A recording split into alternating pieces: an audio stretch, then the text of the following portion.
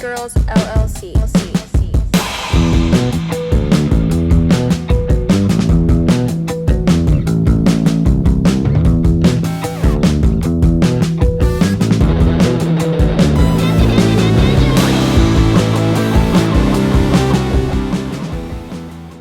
Here we are. Episode 2. We're back. We were renewed for another episode. We did it. Thank you guys for tuning into Monsoon World and listening to the Two Valley Girls LLC podcast. Yeah, you can find us hopefully everywhere. We're always in your ear. Yeah, on Spotify and every other streaming channel. Stay connected with us. But you know what I think it's time for? BEV check. BEV check. Yep, let's get a bev. It's essential. There are a few things that we believe strongly in. What flavor do you want? Surprise me. Put it in my hand. She's crazy. You got to pull from the back so that way, you know. I'm not looking. For you. Ooh, it feels like a leisure. A leisure. Yes! Today's episode Sorry, that was loud. is brought to you by Leisure. Ready? Oh, It's okay. preemptive. Cheers.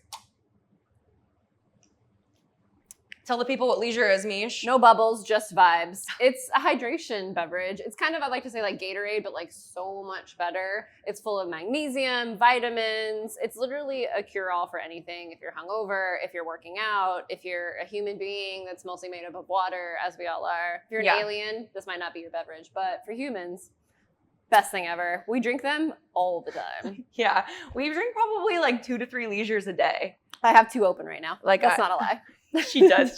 She pre-gamed her leisure with a leisure, and we're probably going to have another leisure. Sporty girl, okay? Mm-hmm. I gotta have my hydration. And we also live in a desert, so true. Summer is coming up. You need one of these. Okay. I love leisure so much, almost as much as I love you. Oh, cute. This is millennial. What are the... I can't even do the T-Rex hand. Come on. You got it. Go. That's so cute. Cute. I feel young again. Let's put the leisure in the middle. Aww. Aw, cute. I love you back. Thanks. Aw, thanks. People often think that we are lovers. Sorry, guys, we're not. Not in that way. We're also not sisters. We're not related. We're not related by blood. We're not lovers.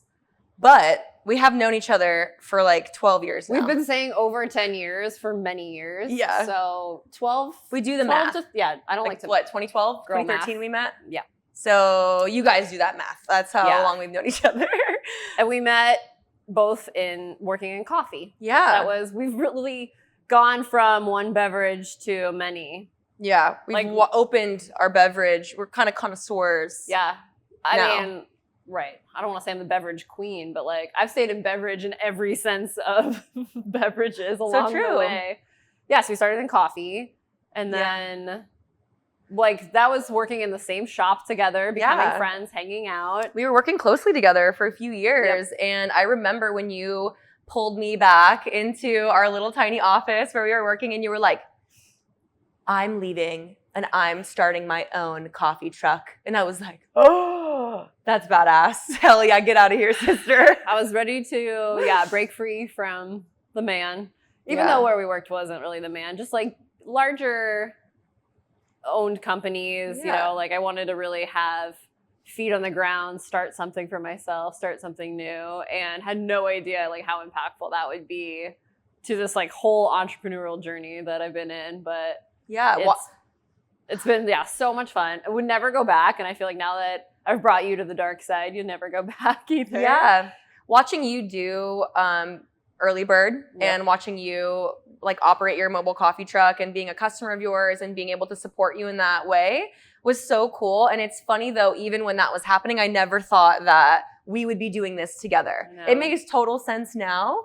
But like when I was showing up and supporting your business, I didn't think like, oh, I'm going to have my own business. More or less, I'm going to have a business with Michella. Right? Like, it's just crazy how the universe leads you in certain directions. I literally can remember like, when you were showing up one time, like, that's so nice. She comes and gets coffee from me and like brings her dog and so supportive. And then it was my husband who, when the idea of this kind of first came up, he's like, well, who would you want to work with? And I was like, Koral, duh. Like, that just would make so much sense that if I ever did a brick and mortar shop, because that wasn't ever on the docket for me, I was like, that's a lot, and I would want to do that with someone. I was like, that's who it would be. Yeah, I mean, I was working my corporate job. I was, overseeing brick and mortar retail stores across the US, and like, I loved retail. Yep. I love physical spaces. I love working with people. Like, giving me a desk job would be like sending me to fucking Davy Jones's locker. I don't want to be on my computer behind a screen.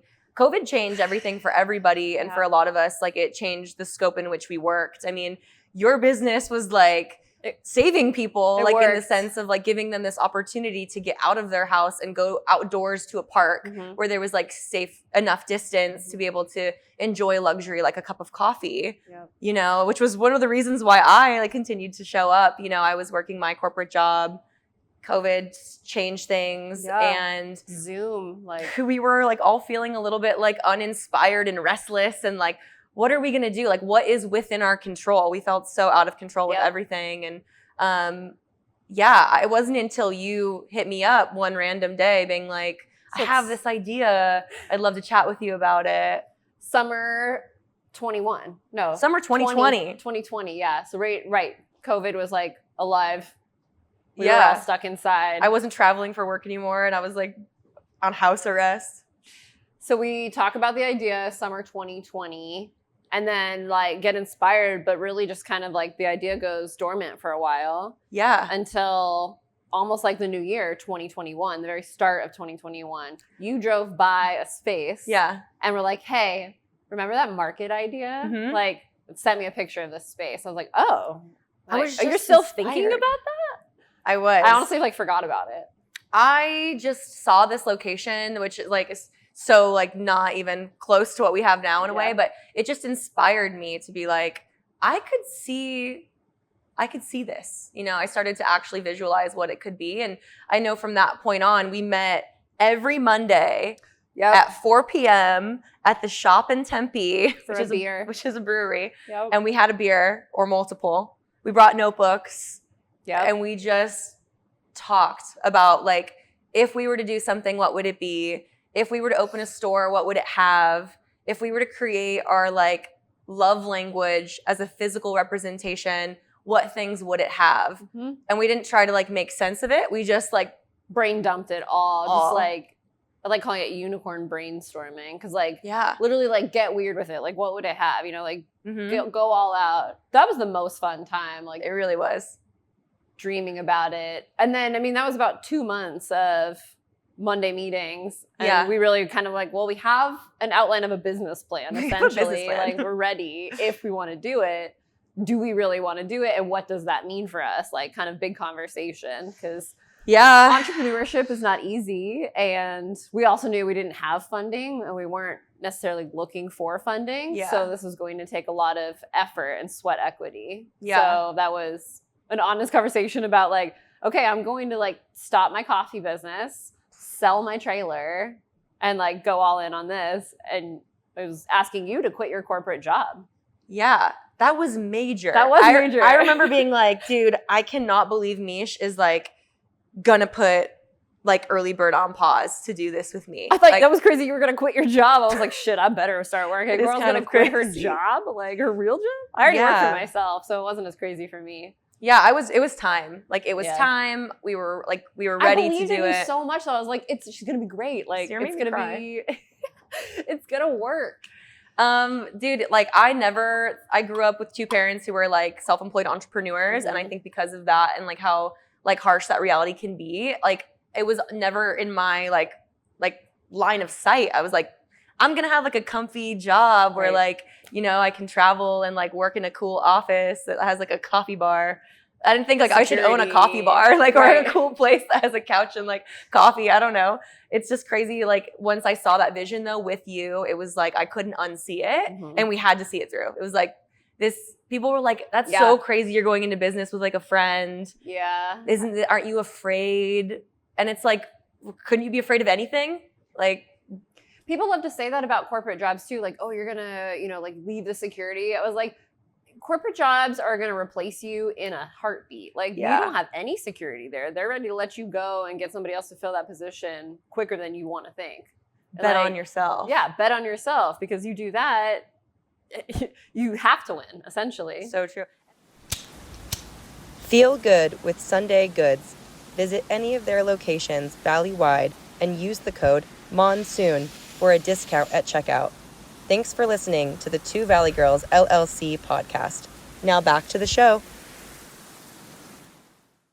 And honestly, because we did this together, which I think we talk about all the time, like we hit so many roadblocks and like places that we could have stopped. And like if we were doing this on our own, we probably would have. Like all of those days at City Hall where we would like walk in all like, yeah, we're going to kill it today. We have like our paperwork and all of our fucking checkbook ready. Like, we're going to pass this. We're going to pass get this. Our permits, and we'd like go, we'd leave. We'd be like, crying.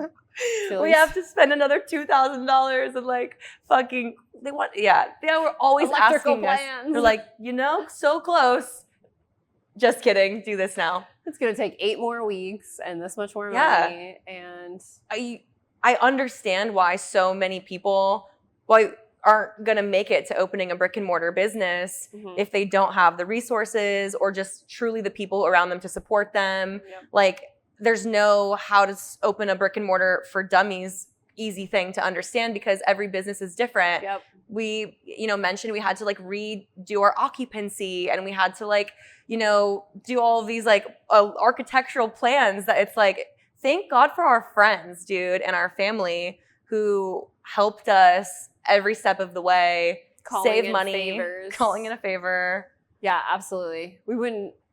Nobody can do it without like it takes a village mentality, right? That's why. And like even what opening night I think about was soft opening night that turned into actual opening night. Crazy. We would have never got through without the friends and family. We thought we could put basically the whole store together. Yeah, we weren't planning on opening at all. And it was like maybe even a few weeks out. And then our neighbors next door, Wang's Vintage, was having the Glixen Hollywood slasher show on the patio, which was like maybe their first or second patio show they were doing. There was going to be a bunch of like people at the plaza for this show. We were like, why would we not open the doors? We have enough product. I know we had so little product, but we're like, we have enough. So we thought we could turn like the front room into a mini market. And then we had gotten the paint all done. We're like, well, you know what? The space is done. Like, let's just start putting shit up. Yeah, let's see how far we get. And try to do a soft open just for a night. We'll just see how it goes. One night. And so day of, we've got all this product arriving in boxes. I was like, Koral, we got to like phone some friends, order a pizza, get this shit put together. Yeah. It took all day, but we had everybody doing stuff, helping out. It was so much fun. It was like a party. First party essentially that we threw. It was. It was such a cool night and such amazing synergy between what we were doing with the opening night of Monsoon and with what Wang's was doing over on their patio. It was like, I remember we took turns to like go and like check it out. The blue lights will like always remind me the twinkle blue lights. lights. It was magical. I remember just sitting there in the back and like not really knowing a lot of people yet, right? We had just moved into the plaza. We were new friends with the guys next door. And I was by myself, like watching, Glixen, this amazing local shoegaze band play. And I literally was like brought to tears. I was like, this is a magic moment. If I could bottle this in a jar, I would. And sell it. And I would huff it every day. I wouldn't sell it. Fuck that. No way. It's not Monsoon magic. No, it was Monsoon magic. It's like I just knew that we were in the right place at the right time with the right people. Yeah. And then it was just the beginning of something really fucking cool. Absolutely. And that's how everything is felt and why it's working. It's 100% just because you just tune in. You say like, how does this feel? Okay, like if it doesn't, you pivot and then go a different direction. But that speaks for itself. That's why I think everyone feels the same way about it that we do. Yeah, it feels... You can't fake it. No, you can't. You shouldn't. Shouldn't try. Don't be a poser. Don't ever be a poser. Like, just put yourself where you want to be. Like, if you want your space to feel like that, if you want it to feel creative and you want it to feel indie, then fucking make some creative friends and do some cool shit together. Like, I don't know. It's like, it just seemed very obvious how we rolled into what the market is today because the people around us really guided us there. Yep. It was like you're right. I think tuning in is so important to say tune into your city, tune into your community. Yes. Especially the one that you want to identify with. Absolutely. And then participate.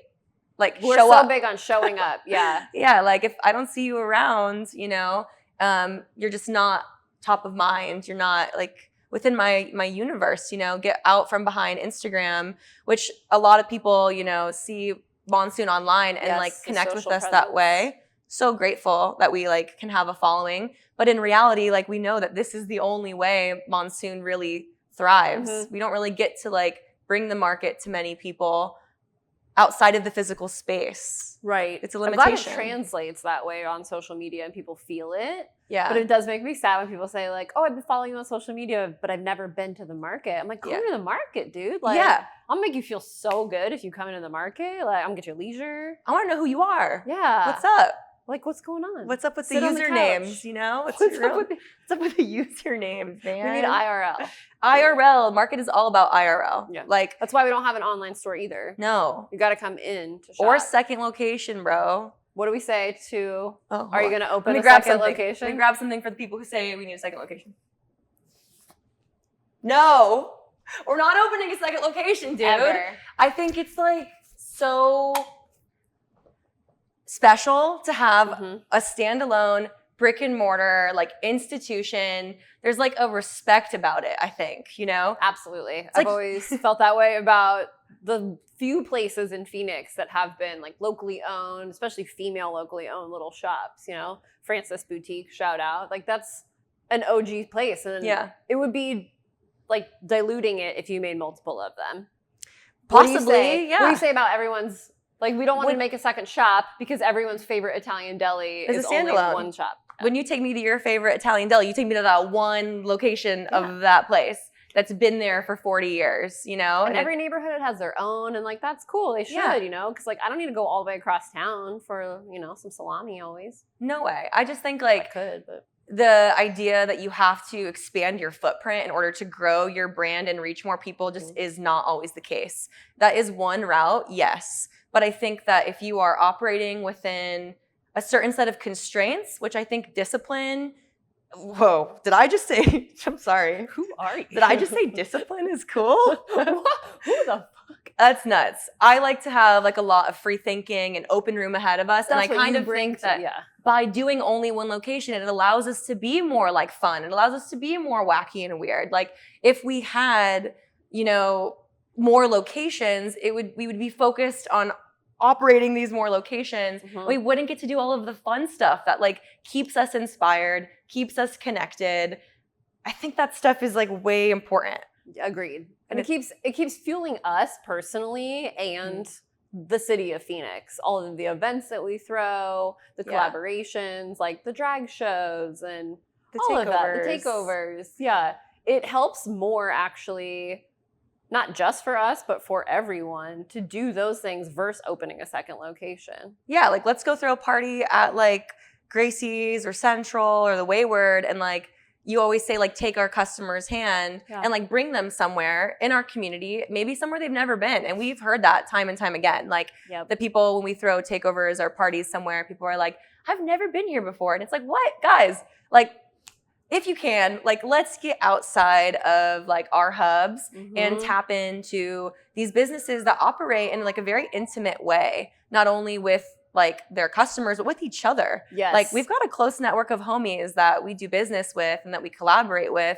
I'm so grateful for that. And it all happens IRL. It's all, not all, a lot of it is hyper local, but we also, the extension outside of the market to brands that we work with, obviously all over like the country, even outside of the country. Those relationships are so important to us. I'm just so grateful that we get to work so closely with Monsoon. And that we choose to. I can't imagine like not doing that. Right? What else would, don't put me behind a desk. Please, please. Enjoying the Two Valley Girls LLC podcast? Visit us at Monsoon Market in Central Phoenix off of 7th Street in Osborne. Open every day from 11 to 7 p.m. with natural wine, snacks, and so much more. We'll see you there. Yeah, because people ask how often, like, how do you choose things? Do you email, you know, do you scout hunt? So, I mean, we were just talking about that, about going out to these different places like LA and New York every year and essentially snack hunting. Hitting the streets. Meeting people, meeting new products, trying stuff. So we do that still.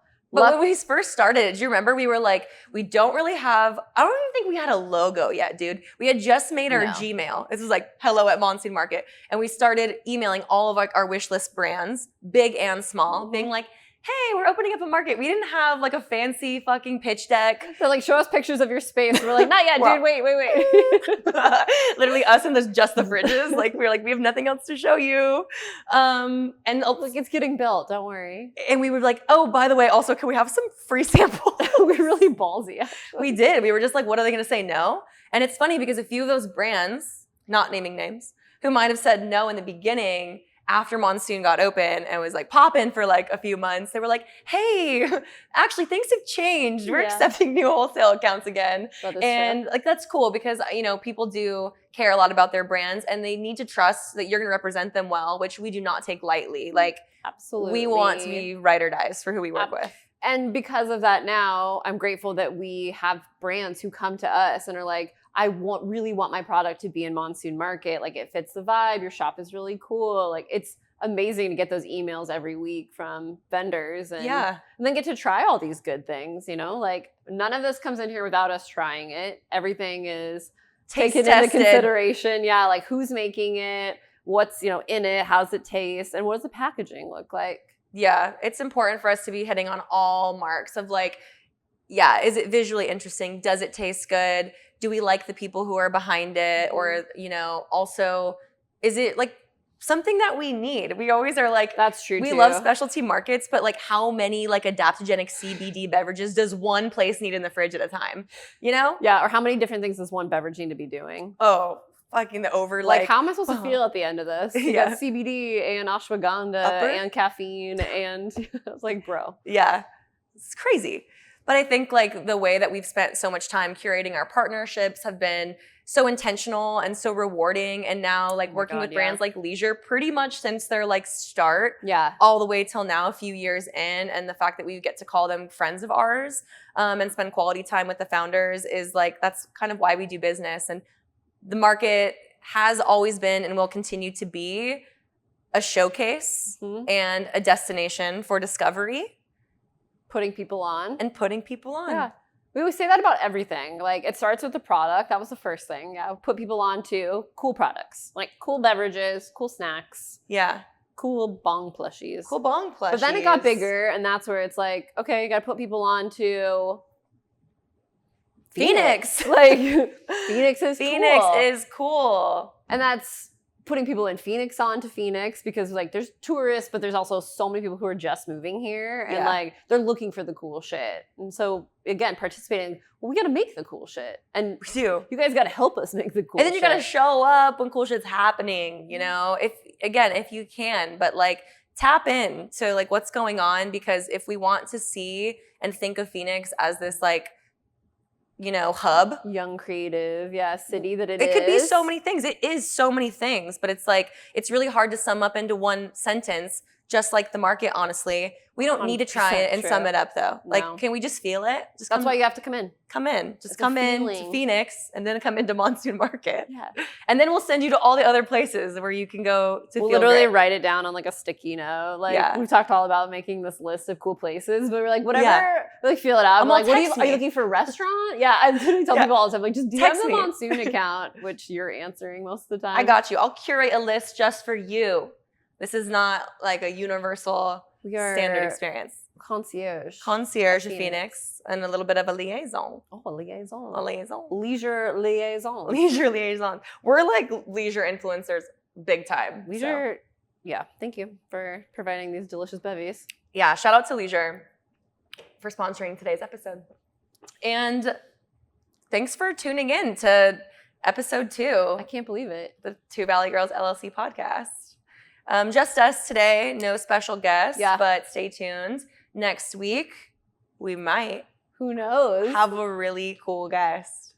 And maybe we'll drink some wine next episode. I think we should. Okay. Maybe follow us at Monsoon World and subscribe. Subscribe. Thanks, guys. Thanks. See ya. Thanks for tuning in to the Two Valley Girls LLC podcast, presented by Monsoon World. Please subscribe to our Monsoon World YouTube page and follow Two Valley Girls LLC on Instagram, TikTok, and Spotify. Thank you to our sponsors and collaborators. Until next time, Phoenix and beyond.